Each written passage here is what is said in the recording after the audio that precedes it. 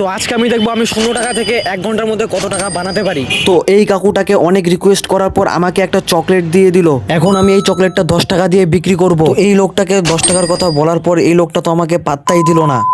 তো এখানে এসে দেখি সামনে একটা ছেলে দাঁড়িয়ে আছে। ভাই, এই চকলেটটা 10 টাকা দিয়ে বিক্রি করবো, বুঝবা?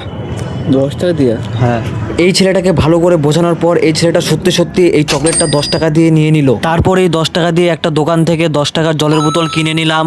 এখন এই জলের বোতলটা আমি 20 টাকা দিয়ে বিক্রি করব। তারপর এখানে এসে দেখি দুজন বসে আছে। বললাম এই জলের বোতলটা আমি 20 টাকা দিয়ে বিক্রি করবো। আর এখানে তো এই মেয়েটা 20 টাকার কথা বলতে একবারই রাজি হয়ে গেল। তো ফাইনালি আমি জলের বোতলটা 20 টাকা দিয়ে বিক্রি করে দিয়েছি। তো এখন ওই 20 টাকা দিয়ে একটা ক্যাম্পার কিনে নিলাম। এখন এই ক্যাম্পারটা আমি 50 টাকা দিয়ে বিক্রি করব।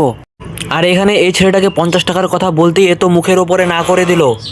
আর আমিও এত সহজে হার মানবো না, তাই আমি চলে গেলাম আরেকজনের কাছে। এটা আমি 50 টাকা দিয়ে বিক্রি করবো, তুমি কি নিবা? আর এখানে এই ছেলেটাও ডাইরেক্ট না বলে দিল। তারপর আমি চলে গেলাম আরেকজনের কাছে। দাদা, হ্যাঁ, এটা আমি 50 টাকা দিয়ে বিক্রি করবো, নিবা? 50 টাকা দিয়ে। 50 টাকা? 50 টাকা।